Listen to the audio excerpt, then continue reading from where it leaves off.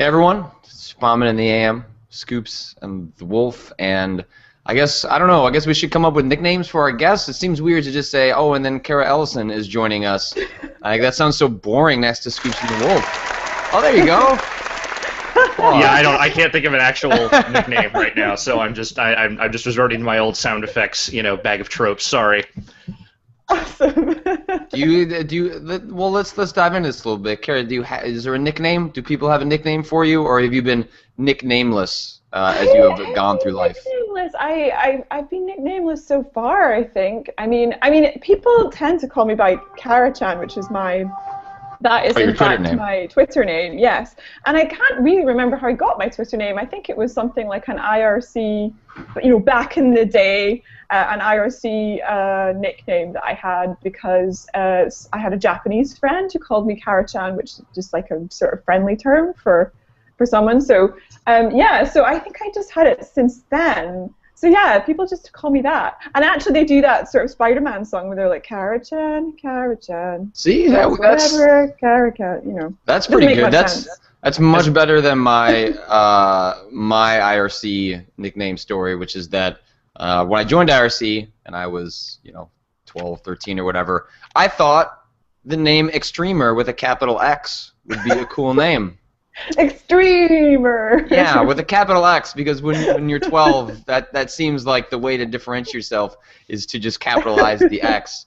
Were you just like slamming Mountain Dews and watching extreme sports all the time while you were on IRC? I mean, that was the rise of Tony Hawk, and yeah. I was 12, so probably. And I had the good fortune that a friend of mine in that chat room managed to, because I was 12, like people, like I was younger than most of the people in this video game channel that I hung out with. So they kind of started calling me Exy, EXXY. I was like, oh, cute little Exy, like the young little Exy. So I ended up changing my name to that, which sounds like that's sort of like a name that you might have come up with yourself or was given to you. But if you know the deep dark root, which is that it's Extremer, it's much less cool. What an amazing evolution. I'm going to find a way to hold that over your head for the rest of your life. Yeah. Just so you know. Well, everything else embarrassing about myself is on the internet, so you might as well just get all your secrets out there and just deal with it from there. It's really weird though. I would feel sad for all of today's sort of teens who are going to grow up on the internet and then have all of these logs of, just like... It's terrifying. Gibberish on the internet that they did when they were like 10. So, yeah, no, I am so happy that I was on the sort of the edge of that. Facebook was coming in when I was in college, and so then I saw the evolution of that. But how I acted in middle school and high school, I don't want a record of that. No. That's supposed to be a time when you can be a complete asshole and then learn that you shouldn't be that person anymore. Yeah. So for people who don't know, Cara, you are now a full-time writer over in the UK, but you were in game development not too long ago. Do you want to give people a little sense of your background? Sure. Well, I have a really weird career sort of path. So I wanted to be a book publisher when I was at university because I studied English literature. So I always thought I was going to be an editor and not a writer. And then when I left university, I accidentally got a job doing QA for Rockstar North on GTA 4. And that kind of changed my direction a little bit, and I became much more interested in, I've always been interested in games, but I became more interested in getting a job in it.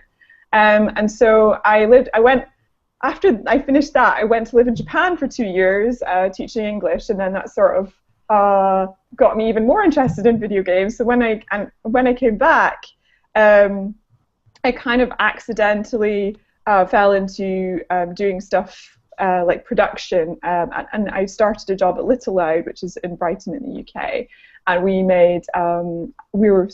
became infamous, I guess, for making Sweatshop HD, which was removed from the App Store, right? Because they thought it was too sensitive, or they said that they didn't want a Sweatshop theme game on the App Store. So we ended up closing that studio. So now I've been sort of writing about games for a little while on and off, and then now I do it full time. So yeah, that was the outfit you were working with Simon Parkin, right? That's right. Simon was my boss. He was head of games at Little Light.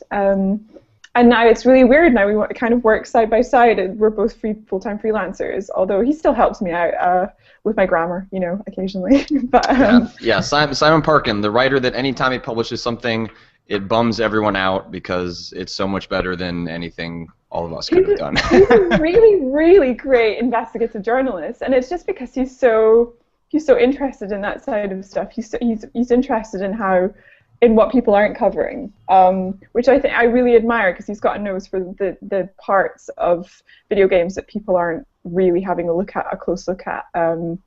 His piece for the New Yorker on Iraqis playing video games was super interesting, I think. Yeah, and he also had a really good one about people's infamous search for the Yeti or the Sasquatch in Grand Theft Auto 3, 4? No, San Andreas. San Andreas. Yeah. Where he went and deep dived into those communities where they are still trying to search for that creature, even though the developers have said, like, nope, just stop it. But it's the idea that people have created a myth that they kind of just like exploring themselves. So anyway, we didn't come on here to talk about Simon Parkin as as naturally as that happens. He is dreamy though. I mostly work for Rock Paper Shotgun and The Guardian and PC Gamer now. I'm mainly a PC-based lady, but I've been doing more console stuff as well for Eurogamer and things. So yeah. Can you relay a message to your to the others at Rock Paper Shotgun of me just giving the middle finger to them for showing us Barbie Dreamhouse Party? Because holy shit, they started this whole thing. And they started this fight and we finished it. Oh my gosh, you should look up.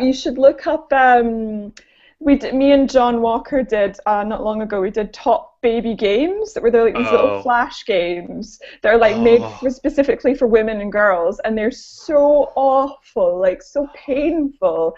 And we both sort of reviewed Selena's Hair Care, which is a terrible flash game. Oh no! So good though. It's really good, and I didn't even know it was Selena Gomez because my pop culture knowledge is obviously terrible, but my pop culture knowledge is pretty good, and even I am only vaguely aware of Selena Gomez is because of Spring Breakers. Beyond that, I have no idea what her context is. I know. I was like, and then it was basically you have to make hair care product out of organic vegetables or something. I don't know, and I was just like, what on earth?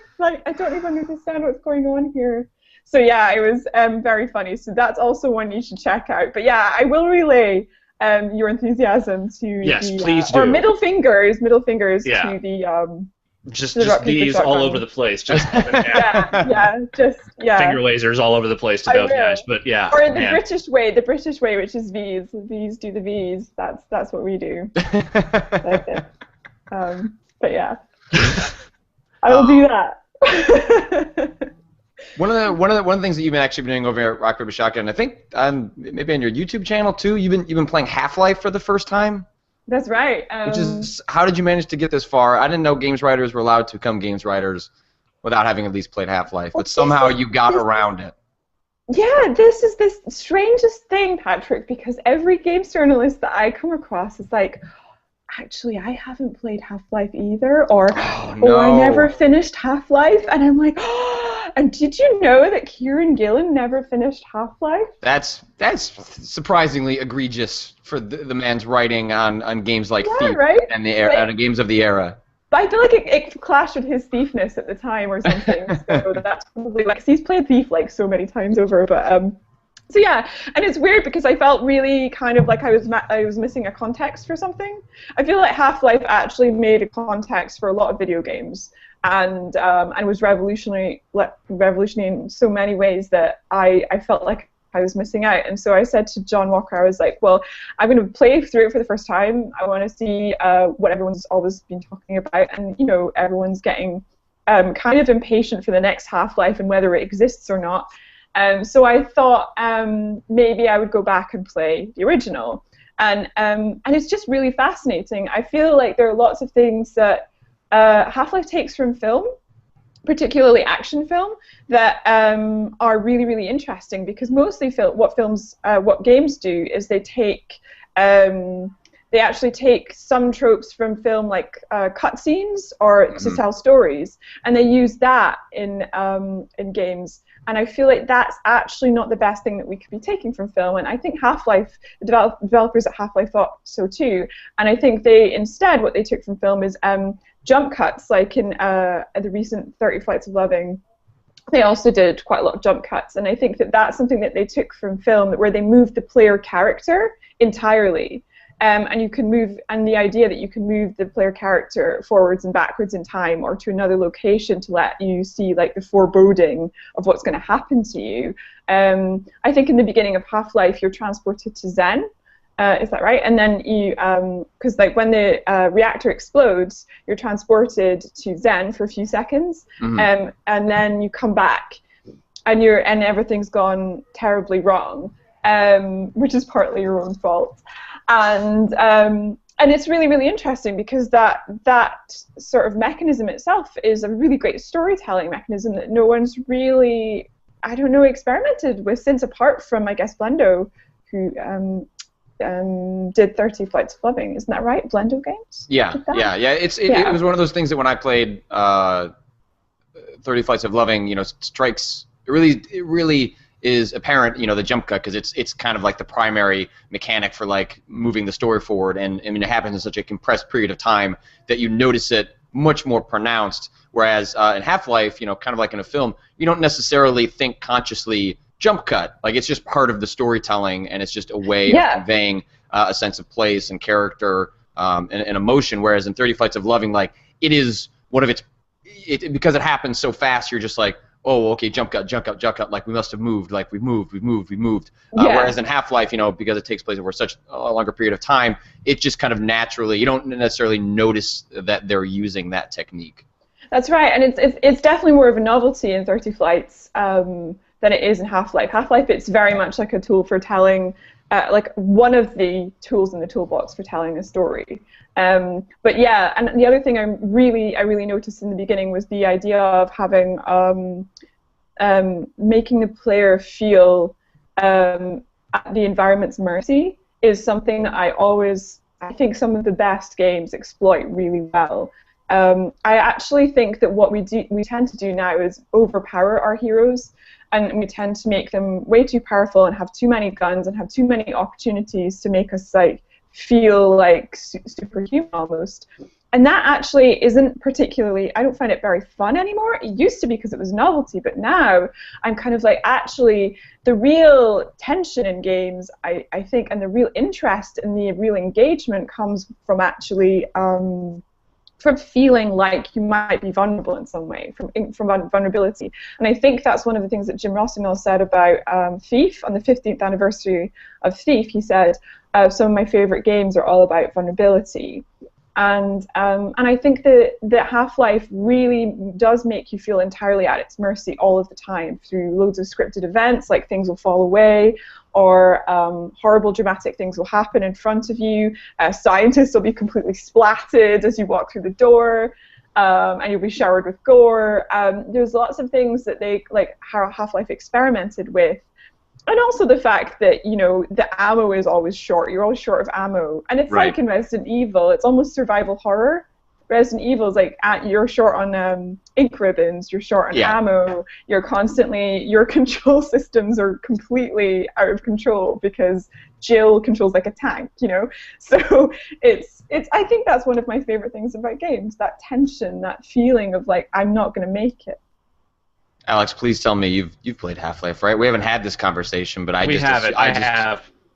played Half-Life. It was a very, very long time ago, like when Half-Life was relatively new, and I have not touched it since then. And to be honest, I've probably forgotten more about Half-Life than most people remember at this point. So did you complete it? Did you go all the way to Zen? Oh, God, I can't remember if it's distinctly possible I did not, actually. It's possible. I definitely did, and once you get to Zen and Cara, have you finished it yet? I've just almost finished it. I think what I'm going to do is put up my concluding post on Rock Paper Shotgun this week, and but I've got so much video, and it's like 20 hours long or something. It's a long game, and the end is terrible. Like that's also one of the famous things about Half-Life is that the final section of sort of this genre or an industry-defining game in terms of like figuring out storytelling in first person is just god awful. Like the entire Zen sequence that is teased up front is just horrifying because all of a sudden they decided to turn the game into a platformer, and it is just really unclear why that might happen. But I'm curious to see what you thought of the end. Yeah, I think a lot of people on Twitter have been saying stop at Zen, stop at Zen. And I'm tempted to because you've got to see all the way through. If you've gone that far, you need to suffer like the rest of us did and see the end of the game. Because it's funny because I've been playing it for something like 4 weeks or something in between my other work, and I'm really feeling it. It's actually an endurance run now. It's kind of like you have to finish it. This is one of the biggest games you'll ever play. You need to finish this game. But there have been moments where bees have been flying at my face in this game, and I'm like, I want to give up. I want to give up. I mean, bees in my face would certainly make me want to run in the other direction too. Bees. Certainly. Bees. Nobody likes bees. Just everywhere, bees. Why bees? Yeah, it's an underrated video game enemy. That's like for me, it's spiders. Yeah. Like when spiders show up. Oh yeah. It's just and like when I played through Metro Last Light earlier this year, and that game has some fucked up spiders. Like I didn't. Yeah. Like there are some sequences in that just you're just kind of closing your eyes and just like shooting through. I don't really care how poorly I do in this section. I just want the spiders to go away. And I'm truly scared of next gen spiders. If there's anything I'm afraid about of game designers having increased fidelity, it is their ability to create more realistic spiders. Because I just don't want it. I want to opt out. I want a season pass to get rid of all spiders from my games.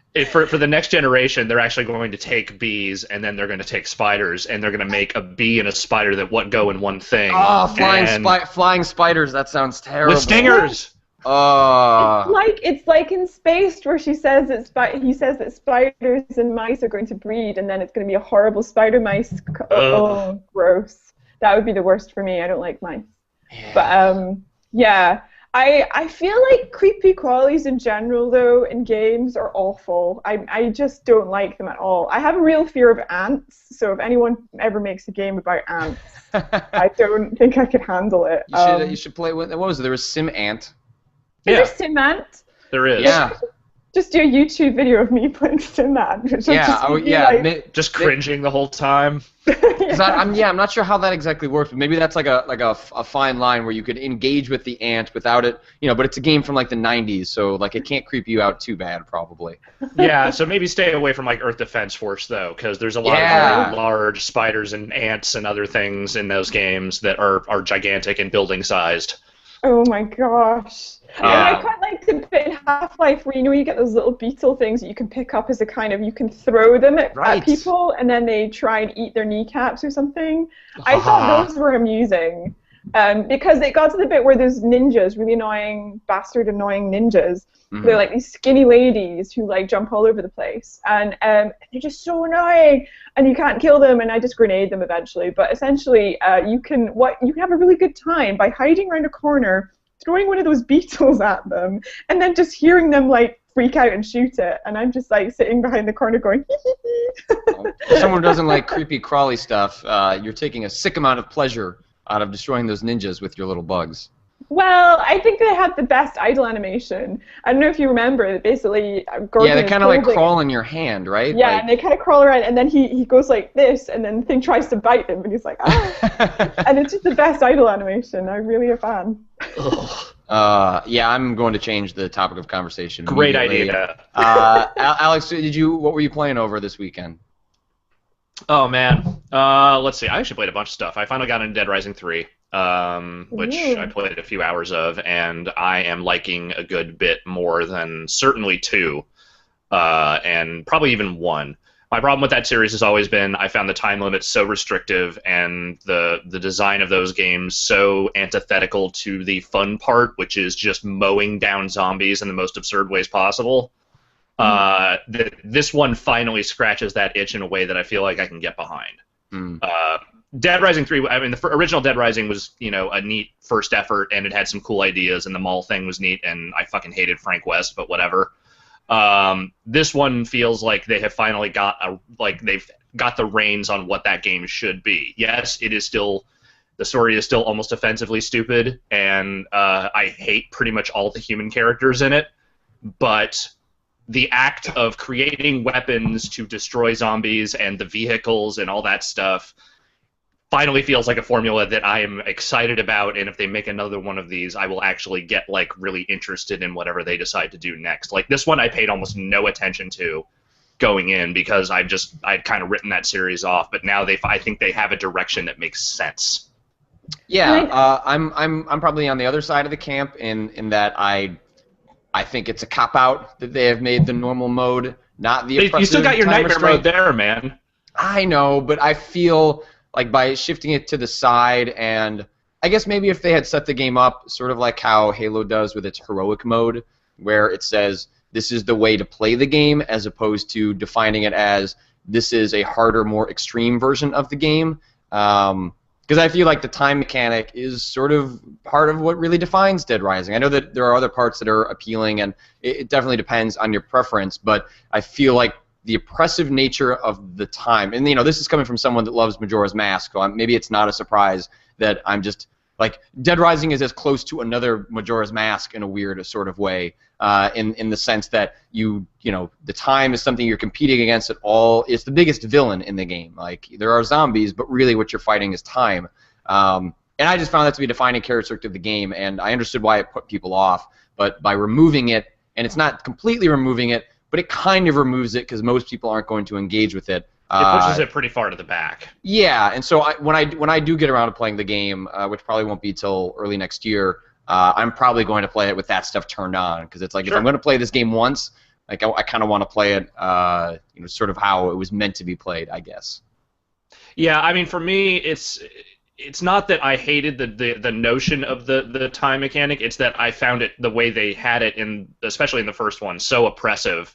Especially in conjunction with the difficulty level and sort of the boss designs and all that stuff in that game, that I just didn't enjoy it as much as I probably would have thought I could, considering I fucking loved zombie games back then, and I felt like I should have liked Dead Rising 1 more.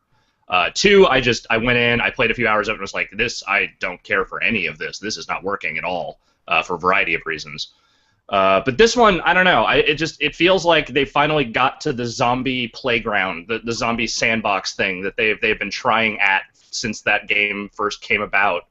And it retains some of that weirdness too, and it retains some of that bizarre flavor that the first one had, without necessarily fixing what was wrong with some of that flavor as well.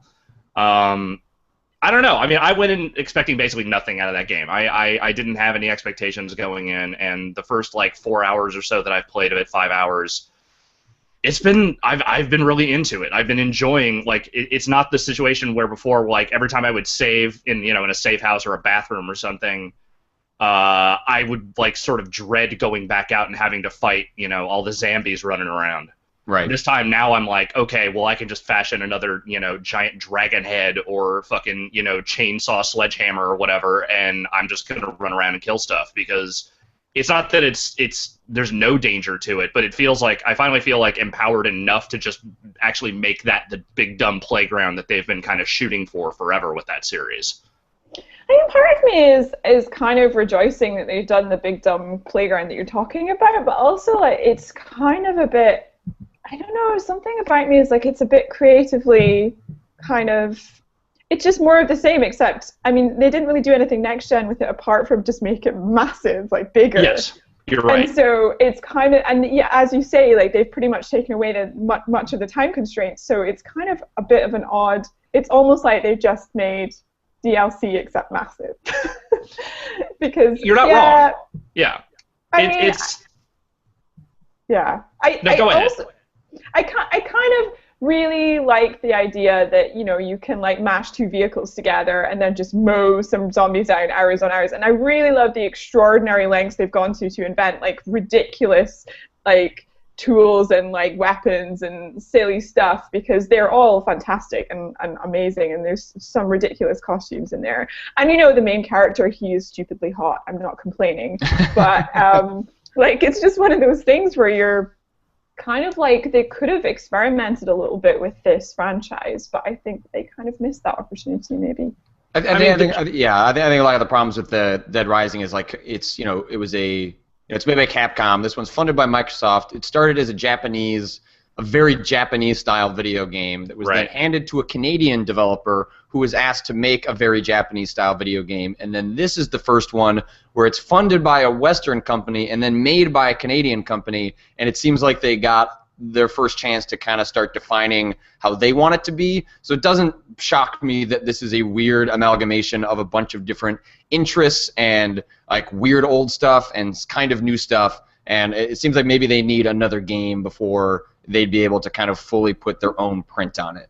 And I mean, keep in mind, this is a launch game, you know, like this is one of those things where it's like this is almost like a proof of concept for like what they can do with the size and the scope of that, you know, what they want to do with that series from here on out. And yeah, I mean, in that respect, the story kind of suffers a lot, the characters suffer a lot, and, you know, they obviously scaled back some of the mechanics that some people, you know, absolutely love. Some, like you love that time constraint stuff and all that shit, but you know, at this point now they have at least shown that, you know, here's some of this crazy shit we can do with this new technology. Here's what we can push forward with next time. Maybe they'll find a way to balance it a little bit more in favor of some of the crazier, you know, time limit difficulty stuff while still retaining the size of the world and the, you know, the freeform zombie murdering that I think has been kind of not necessarily perfected, but has definitely been improved greatly in this one.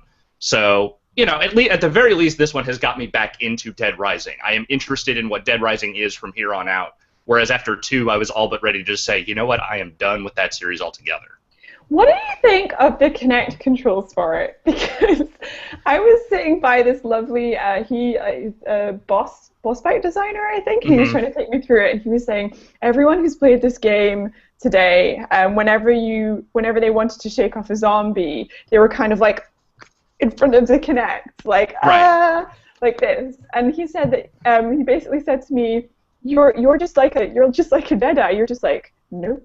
And I started to like, get really self-aware of the fact that I was just being like, nope, no zombies here. And he was just like laughing at me. And I wonder if it's really necessary to have that kind of, you know, motion control with a zombie game. I don't know. Maybe it makes it more fun. I have no idea. What are your feelings on it?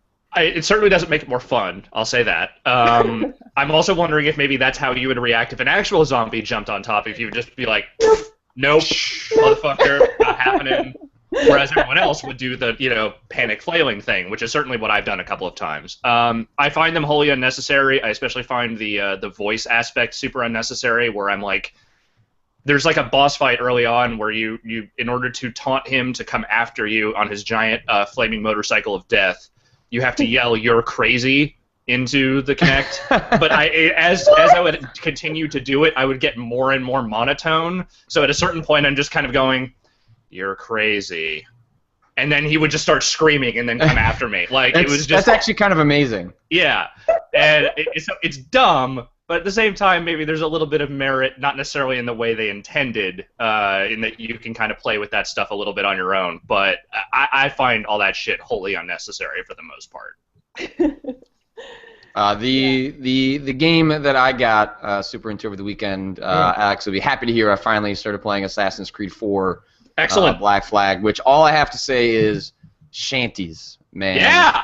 Holy shit. So I don't play this, but I want a shanty. It's so in the game, you know, you're playing a pirate, and eventually, pretty early on, you get a pirate crew in your own ship. And when you are going about the world, before you've unlocked a lot of the fast travel stuff that allows you to skip those moments, your crew sings shanties, and they sing them like they're really cool, like you can hear them like really loudly and clearly. And not only that, they have turned shanties into a collectible. So when you're like exploring the world, there are little music notes that you have to chase down, and that unlocks a new shanty for your crew to sing while you pilot. Like it's amazing. Like I imagine if in GTA 5 you had to chase down songs for your radio. That sounds That's awesome. basically what it is. That's so cool. I'm so excited by the prospect of this. No one told me about shanties. I think it's one of those things that it recognizes how dumb most collectibles are. Like collectibles, I tend to really dislike because they are often busy work that largely just scratches an itch for people that need to complete everything. That I think games take advantage of in really bad ways to pad out the length of them. And I think the collectible, the shanties, are like, they're fun because they're little platforming sequences where you have to like actually navigate the world in a way that you can catch up with it and grab it, and then it gives you something meaningful, which is your crew singing a different song as you're going about the world. And there's like 4 or 5 of them to collect on each island that you come across, and it's just, man, it's the right kind of dumb in the best way, and it's the first thing I do when I get to a new island is like, where are the shanties? I need to chase down these songs. I need more songs. And then you can like pull up the lyrics and stuff like that. It's just, man, I'm having a ton of fun with that game, despite the fact that I really disliked Assassin's Creed 3. I was ready to be done with the franchise, but this one is just, the pirate stuff is just so much fun. Yeah, that's exactly where I was coming off of 3, because I stopped that game about 6 hours in. I was like, this is just a slog. I'm enjoying none of this. This is self-serious and dumb. Whereas 4, pretty much right from the get-go, is like, nope, motherfucker, we're going full pirate with this. Like, shit's gonna be crazy. You're gonna be driving boats. Like, it does not waste your time getting you into what that world is and what they have intended for you. The further in you get, and the more like weird pirate characters start showing up, and the crazier the betrayals and soap opera stuff gets in that game, the better it gets, I think. I can still probably totally do without any of the present day stuff, because I still think that's the worst part of all Assassin's Creed, but this one does so little of that compared to the way the rest, like, you know, all the Desmond stuff in every other game. I think that's why this one might be among my favorites, because for the most part, it just stays in piratey times, and almost all the piratey time stuff is really, really well done. Yeah, it really is a lot of fun, and I'm looking forward to playing some more, especially because it's Game of the Year stuff. It's coming. Starts this week. So I also managed to put to bed A Link Between Worlds, cool. Which I put most of my weekend into, and that is a truly fantastic game. I was sad to see the credits roll on that one, and fortunately, it seems like when you finish it, you can still jump into your save, I think, and go explore the world a little bit more if you want to see more of the secrets. But yeah, highly recommended. Not that that hasn't happened already for people with that game, but yeah, I enjoyed A Link Between Worlds quite a bit. Cara, are you playing anything else right now? I just finished playing a game called The Novelist. Have you heard of it? I have. It's The Novelist. Kent Hudson's, right?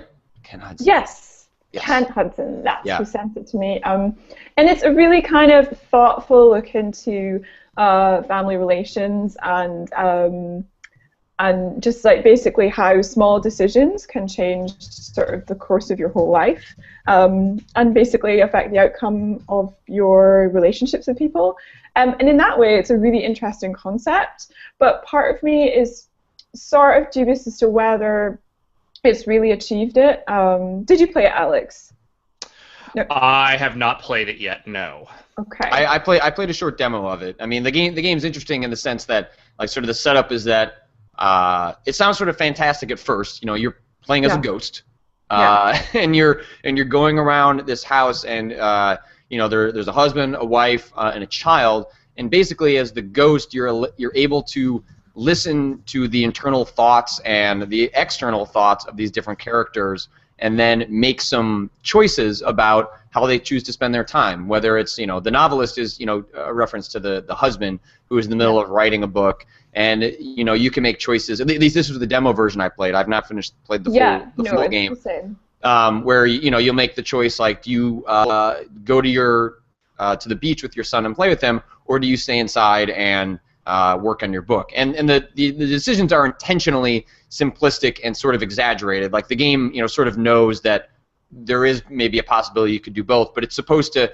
imply a certain broader sense of how you choose to spend your time, and then that there are consequences that come out of that aren't as simple as, like, do you want to stay in the marriage? Yes, no. It's more that like how you choose to spend your time and how you make sort of decisions on an everyday level that you don't necessarily think about having long-term impact. How those play out, and it seemed like a really fascinating concept, and I'm not quite sure, how that was actually going to play out and whether it was worth it. Exactly, and I think mechanically speaking, it's kind of flawed because the actual parts of it where you implement your decisions and things are actually quite repetitive, and sometimes like it's quite wearing. I don't feel like the writing is strong enough for me to really marry myself to it, because a lot of the fragments of the writing are either too subtle or maybe I don't know, maybe they're not dramatic enough for me to feel like I'm emotionally engaged.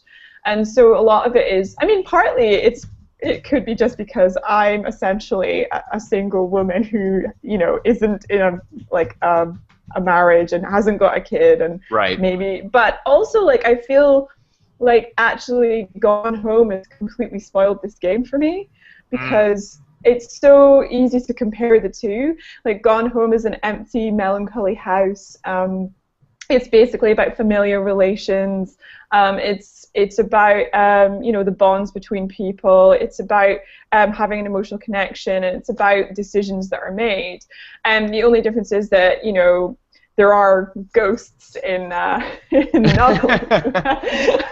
It's a weird mechanic that I think disconnects you from your ability to empathize a little bit with the situation. This is exactly what I was thinking. You put your finger exactly on it, because I think actually I was thinking very deeply about this, and I think that the ability to feel like you belong as a player character in a video game is incredibly important.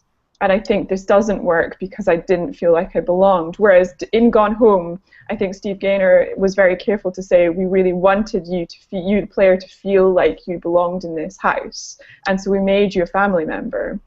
Yeah, so I think the game, it kind of either has to, obviously there could be ways it works otherwise, but it seems like games work best when either they completely define you as a player character in the world so that you can sort of figure out what your context is and your motivations are, whether you choose to role play as another character or as yourself or as the character that's kind of being portrayed, or the game has to remove that context completely. Like I think in The Novelist, were you just a free-floating camera that was just influencing the characters in a Sims-like fashion? I think that would allow you to project in a more interesting way than actually defining it as like this ghost, because I think it gives the game a fantastic feeling that removes the player from being able to empathize in a way that is sort of unnecessary for what the game is trying to mechanically pull off with its storytelling, and it just puts an unnecessary barrier there that it feels like the game wanted to explain why you're doing this in a way that is actually detrimental for your ability to engage with it. That's exactly it, and I also feel like the melancholy atmosphere that Novelist has, and the feeling of alienation only works if you, as a player, feel like you empathize with the alienation of the characters, which I didn't feel like happened. So, as a result, I felt alienated as a player instead. Which is sad, but it's such an amazing experiment. I really respect what the developers tried to do, and I think it's a really cool achievement that someone has actually made and brought out this game, because it's a sign that I think that games are like really coming on in terms of wanting to address relationships in games, which is really cool. What's the best Ghost game? The best Ghost game? Yeah, best Ghost game. Best how many games do you play as a Ghost Trick? Ghostbusters? I think Ghost Trick is my answer. Weird how no one said Geist. Surprising. Well, you know what? Here's what I'll say about Geist. You could be a bowl of dog food, and I admire that game to let you be a bowl of dog food. Not many games would allow you to do that. So you know what? Geist deserves some props. Actually. Huh? Nothing. Never mind. Good. Yeah. We'll pretend that didn't happen. All right. Well, let's go. As we wind down the show. If you want to put questions in the chat, we'll pull some out of there. But we should also probably the VGXs happened over the weekend, and God, did they let's just I don't think we need to talk about what happened at the VGXs so much as we'll just pretend that there was only a series of text announcements announcing new games and some trailers, and nothing else happened. I did my taxes through it. Yeah. I had a really good time doing taxes. Yeah, Joel McHale. He was there. He was there. Some things came out of his mouth. But can I say something about the format? Yeah, okay. I'll let you go for it, Alex. This is the one nice thing I want to say about the production of that show. Okay. They finally found an idea and a format that I think could work. The idea of a more conversational show that is not just a big bombastic wannabe sort of MTV Movie Awards is not inherently a terrible idea. Jeff Keighley as a co-host is not inherently a terrible idea. He obviously knows the people. He knows how to make those segments work. He can push that stuff through. Everything else about what they got to go inside of that format was fucking awful. Joel McHale could not have wanted to be there any less. The music stuff probably sounded like a way better idea when someone was screaming the idea at a bag of cocaine, but it did not actually work in context with what they had. Getting developers there to actually talk about the games they are announcing or they have won awards for and just actually having conversations about that stuff, that is a great idea. If you can't do that on TV, then web streaming it is a great fucking idea. If you have to get a celebrity, get back someone who can actually sound like they're excited to be there. Maybe cut back on the musical stuff to the point where it's your one or two things and you don't have the loiter squad just screaming things into a microphone for like 10 minutes at a time. Yep. Because you need to fill 3 hours. Just take the pieces that worked and put the right things into them, and that show could actually be really good. Okay. That has been Alex's thoughts. VGX 2013. Please return in a year. Alex will have further thoughts on how he didn't like the VGXs in 2014. It's the first time I thought they were in a better direction. I agree. In short, I agree. But let's. There were a couple of. Cranky Kong. Yeah. Cranky Kong is going to be in Donkey Kong Country Tropical Freeze. That's, innovation. I can't believe that's what Nintendo showed up with. Yeah, but then Telltale announced the Borderlands. Yeah, Borderlands and Game of Thrones. The Borderlands one, I have to admit, did not know people were invested enough in that world to want to. It seems like the bizarrest pairing, doesn't it? It seems like I feel like someone told Randy Pitchford that people were really into that universe, so he thought this was a great idea. I don't know anyone who's actually that invested in the Borderlands mythos and story and world to want to play an adventure game set within it. I know someone. Anthony Burt is very invested. He works there. He wrote the game. That doesn't count. If he's the one who told Randy Pitchford that, I don't know. I don't know. Heart. He's such a lovely man. He is. I love him. Like, oh man, like I just want you to be okay. I want you to be okay. Yeah. But yeah. But Game of Thrones. Yeah, I'm legit excited for Game of Thrones. I'm curious to see what they do with that. It sounds like they're. Be good. Yeah, I mean, like Telltale has at least, with The Wolf Among Us, proven that they can, they know how to smartly adapt different types of franchises. Game of Thrones is more. I mean, I guess it's as dialogue heavy as it is action heavy, and I hope that they just stick to their strengths and just depict the action as opposed to having you be a part of too much of it. Because any time in Walking Dead where they had you kind of pick up a gun and do stuff, it didn't really work that well. But the idea of being able Fables did that stuff better, though. It did. The Wolf Among Us did better with the action sequence stuff. It did. It relegated that stuff to QuickTime events, which if you're going to use them, use it to depict stuff like that. But the idea that in like Game of Thrones, you could be sort of this political manipulator through a bunch of dialogue stuff, like that sounds like that could be really interesting and really cool. I haven't read the books. I don't have a broad sense of the. I watched the show, but I'm curious where they end up setting it. I wouldn't be surprised if this was set way in the past, so that they weren't sort of constrained by what's happening in the show or having to work around that stuff. Because I know that Martin has put out novellas and things like that are set in different eras, and I wonder if that might be the way that they try to explore this. Yeah, and I think The Walking Dead was actually way better than the television show from my experience.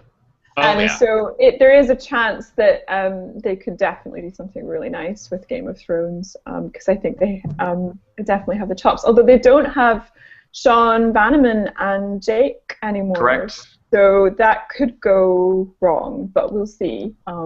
I think it'll sort of depend on how this second season, comes out, because I know that those guys, they've said that they're pretty confident in what the direction of season 2 ended up being, and I think if Fables has shown anything, or The Wolf Among Us has shown anything, it's that they have other people over there who can write really well, and sort of mold these different universes into their style of game. So. Yeah. I feel like at this point, I can very easily give them the benefit of the doubt for now, and I think that there's a ton of promise in those guys getting a hold of that world. I feel like this is both being slightly snarky and then also a legitimate question, is that the books and the television show of Game of Thrones, there's a lot of sex in those books. Mm-hmm. A lot of sex. Mm-hmm. Are they just somehow not going to put that in their game, which would seem weird? Yeah. And then also, games are really bad at depicting that. Yeah. And then you try and think about how they would do that in the context of Telltale-style games, which have largely not that great animation. And I'm curious how they approach that specific point, or if they just do the sort of like, okay, cut to black, like we'll just imply what's happening. We don't need to show that stuff. Nah, son. Sexual mini games where at the very end, if you don't perform No, character will remember that. No. Remember that you were bad at the sex. Oh, that's terrifying, Alex. I mean, in my brain, it's like all those horrible David Cage made. Yeah, sexy. that's what I'm afraid of. Oh, but yeah, no, I know what you mean, because I feel like that's actually kind of an essential part of the actual like series. It's very sex orientated. So yeah, I really do wonder what they're going to do with that. I mean, I wonder, are they going to have tits? Like, I don't know, because like in Game of Thrones, like sex is used as a tool, like by the characters on the show, like both the men and the women. It's not just, I think the show is overly gratuitous in a way that it doesn't need to be sometimes, but like sex is a tool for those characters, and to ignore that sex is used for powerful reasons in the Game of Thrones universe, I think would be to ignore a huge part of that fiction. And so I don't know, especially because the ESRB is very anti-sex. How they get away with the balancing act of including that stuff without suddenly becoming an AO game. Like, I don't know if they have sort of a cartoonish look to it, or a stylized look, that they'd be able to get around some of that, but that seems like a really challenging problem for them, because you're making wait it until they get to the digital dongs, man. That's a whole other thing that you gotta get around. Oh man, I got told off on Rock Paper Shotgun from I had this one screenshot of that Saints Row 4 screenshot of the dong that has been blacked out in this little box. Yes. And I just put that on the front page of Rock Paper Shotgun, I think about 4 times in a week. And everyone who was reading at work made a Cara filter so that they didn't read my post, because I'm apparently not safe for work. So, I think that's a badge of honor that you can put on your resume. I think so too. So yeah, I feel proud.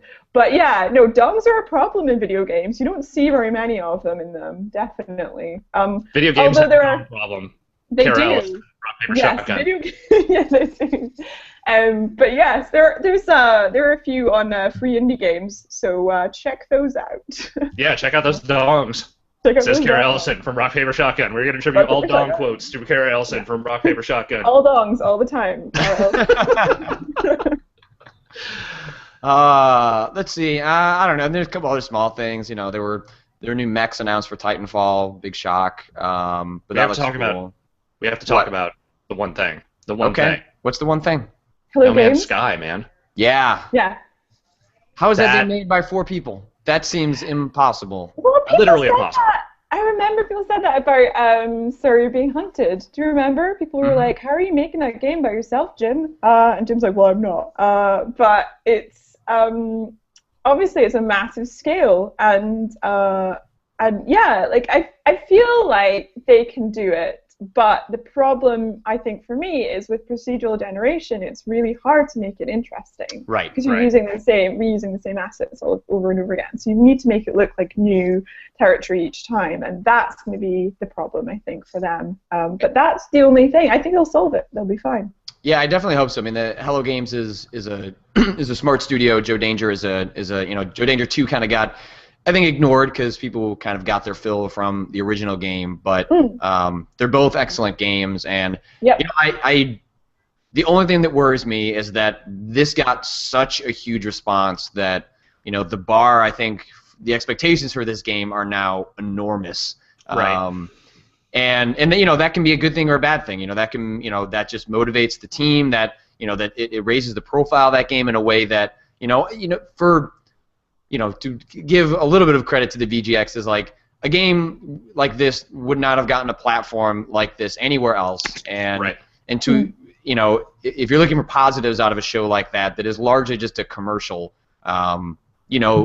people showed up to see things like a new Game of Thrones or Titanfall, and they also got exposed to a game like No Man's Sky. And that is a good thing. That is good for that developer. That's good for the industry. And I'm excited for them. Like Hello Games is a solid studio, and they're obviously solving the fact that, or their ability to try and solve the fact that there are only 4 people is procedural. Like they can't handcraft an entire universe. So their way of solving that is making it procedural. And yeah, Cara, you're right. Like the tough part for them is making the procedural stuff actually interesting and not repetitive, and that everything feels like it truly is your own in a way that you feel attached to, and that problem is certainly not an easy one to solve. No. Yeah, definitely. I think Hello Games as well. Like, they have such an amazing kind of process for making something feel great. I think Joe Danger, particularly, when you hold down and then you let go for that jump. Like, that feeling of jumping is such a fantastic feeling. Like, it's one of the best, like, gamey feels that we have in terms of, that feeling of, like holding down and letting go and going, like, crazy and across the screen, and it's, like, really joyous. Like, that feeling is amazing. And just that they're making a space game, I feel like that is actually just really exciting, because I feel like they actually might make space travel feel amazing as well. So I'm kind of excited for that. Yeah, I think the key is going to be them unveiling what the game part of that is, because as cool as the gigantic universe sounds and all the procedurally generated stuff sounds, they can get by with that stuff not being quite as cool as it sounds, in the most stratospheric kind of, expectations possible, as long as the game part of it is interesting and fun and, like, keeps you wrapped up in it. If that thing is just like a crazy tech demo that doesn't have a whole lot of game to it, that's not going to do it. But I have enough trust in those guys to know how to make, fun and interesting, weird games that I think they can probably build something pretty significantly cool around that stuff. They can, and I think they can also get past that hump of hype as long as the game part works. Sure. All right. Well, there is one sort of like common thread of questions that people wanted to ask Cara about. It was something that we actually talked about on the show, and I'm sure you've talked about a number of places elsewhere. But and you recently wrote about extrapolating this out. But when you wrote about Hotline Miami 2 and your experience with that, and then you recently wrote a sort of a larger feature on your site about sort of the role of the critic, the idea of iteration, like what it means for a designer to get feedback, and then how that gets incorporated in the development process. Why don't you talk a little about that recent column you wrote about that, and how that kind of fits into the context of sort of that big reaction you generated with your Hotline Miami 2 piece? Well, I think it's really important to recognize that creators have the ultimate power over whatever they make, and no one's stopping you from making the thing that you want, the creative product that you want. I think, and criticism is incredibly important at all stages of making something, because you want to make sure that the creative thing that you're making is reaching the kind of people that you want. I think that that's really important to consider. Who do you want to make it for, and are they happy, and why aren't they happy, and are you okay with people being unhappy about a certain aspect of your work? And that's kind of what I wanted to address. But in video games in particular, there's iteration is done by a process of criticism. And that's mostly done in-house, but it's also done outside of house. Like, for example, the Mass Effect 3 thing where people demanded another ending to that. That's also an iterative process where the developers themselves decided, okay, we want to make these people happy. Here's how we're going to do it. And so they then made another ending for it. And so it's actually like just a really normal process. And the idea that people are saying it's censorship is kind of weird, because censorship is actually like an authority, usually a government authority, saying actually you can't put your creative product out in public.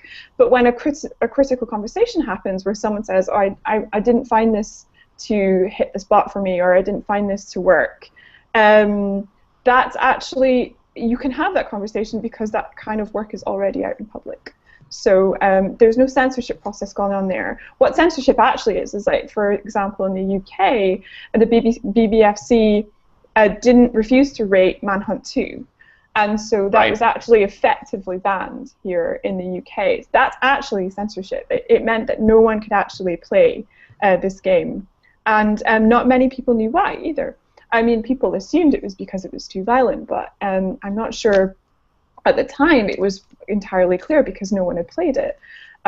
Maybe some critics had played it, I think. But you could get Manhunt 2 from other countries, obviously, and import them. But it was a problem of censorship, and I think that criticism is always useful. And actually, most of the cries of censorship that you'll find on the internet about like people criticizing a game, negatively criticizing it, come from not the developers. Most of the time, the developers aren't those people.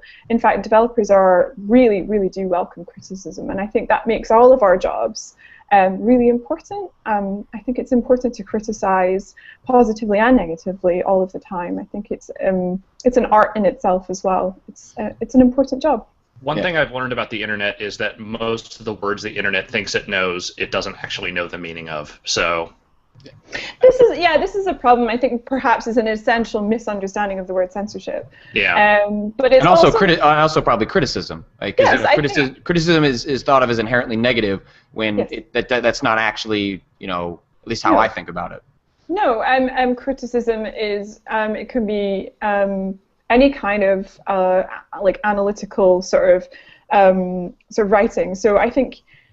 Yeah, I think there's a fundamental misunderstanding of what my particular job is, which is to just say, this is how I felt about this particular situation. I'm not the only person writing about Hotline Miami 2. I was just the only person who brought up that issue because it was an issue for me personally. Mm-hmm. And if you're a creator who made Hotline Miami 2, if you were the developers of that game and you were happy to have me, or the type of person I am, unhappy with that section of the game, then you just put it out as is. Like, I don't see a problem with that. I'm not demanding that they change it. I just gave an opinion. I think it's important to give your opinion because there's so many perspectives. There's 1,000,001 perspectives. I think the discomfort a lot of people tend to feel is that they view anyone with a platform who is pushing in a direction other than what they want as someone lobbying for censorship or something like that. It's not that you are actually trying to get them to change it. It's that you actually have a platform in which to, express your opinion on things and your voice. Yeah. And they think that by virtue simply of you having that platform, you are using it to push, again, as Patrick said, an agenda, which, no, that's not inherently... Agenda! Those two things do not inherently link. You can have an opinion and you can express, your feelings on something like that without necessarily saying, so therefore they have to change this because I feel this way. Yeah, you're just expressing yourself. That's right, and as I say in the piece, there is no journalist without an agenda. There is no journalist with an objective view of anything. In fact, every single person on the planet has a different perspective on everything because we're all different from each other. We all grew up in a different kind of family atmosphere. We all grew up, you know, having differences from each other that people react differently to, and it shapes and conditions our lives. And so it's very, very difficult to ever actually not have an agenda. Like, you cannot be objective. And I think I argue that in an okay way in the piece. I hope I explain myself. But I think it's also interesting to put in the context that, you know, that you have worked on games as well. You know, I think often when I you know, when I've gotten feedback about this, and when I've read others who've gotten feedback about this, you know, it's that, like, oh, you're just, you know, you're a game writer, and like, because you have a platform, you have a disproportionate microphone to express these views. You know, for you in particular, like, you know, expressing those viewpoints, you're also, you know, have worked on games, so you're used to getting that kind of feedback, or, you know, or at least soliciting feedback and finding ways to interpret, well, like, you know, what is useful feedback, what isn't useful feedback, what is feedback that, you know, allows us to better express the point that we want to get across. Yeah. I mean, me in particular, like, I have a lot of experience with QA, and I did a lot of, not only for Rockstar North, but I did in-house QA on a lot of Little Loud stuff.